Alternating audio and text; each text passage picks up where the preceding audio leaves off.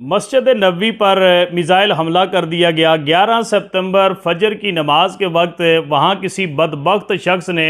Video बनाई और उस वीडियो बनाने के अंदर उसने एक सैयारा जो मस्जिद नबवी के ऊपर था उसकी रोशनी वाज़े नज़र आ रही थी और वो बड़ी आहिस्ता आहिस्ता जो है वो अपनी मंजिल की तरफ जा रहा था। किसी ने वो वीडियो बनाई और उस वीडियो के अंदर उसने ये कहा कि देखें जी, मस्जिद नबवी के ऊपर मिज़ाइल हमला हो चुका है। जब ये ख़बर मैंने भी सोशल मीडिया के ऊपर देखी तो मेरे भी रोंगटे खड़े हो गए कि ये शहर मुस्तफ़ा जिसकी हिफाजत अल्लाह तबारक व तआला ने अपने ज़िम्मे करम पर लेकर हुज़ूर नबी करीम सल्लल्लाहु अलैहि वसल्लम की ज़बान मुबारक के साथ मदीना शरीफ के वो खसाइस, मदीना शरीफ की वो खासियत और मदीना शरीफ के वो फ़ज़ाइल जो अल्लाह के नबी सल्लल्लाहु अलैहि वसल्लम की ज़बान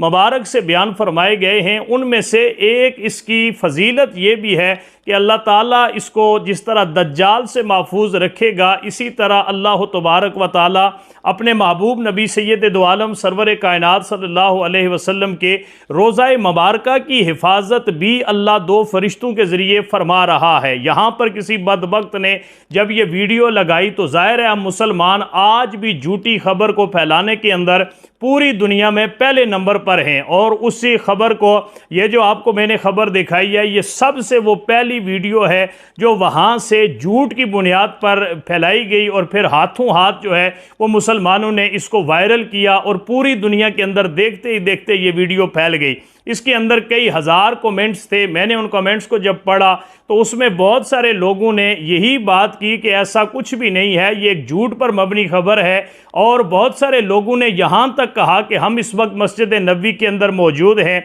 इस वक्त हम मदीना शरीफ के अंदर मौजूद हैं, हमारी रिहाइश यहाँ पर मौजूद है, ऐसी कोई सूरत हाल यहाँ पर नहीं है, ऐसा कोई वाक़या यहाँ पर रोनमा नहीं हुआ। ऐसी खबर फैलाने वाले लोग, जिस खबर के अंदर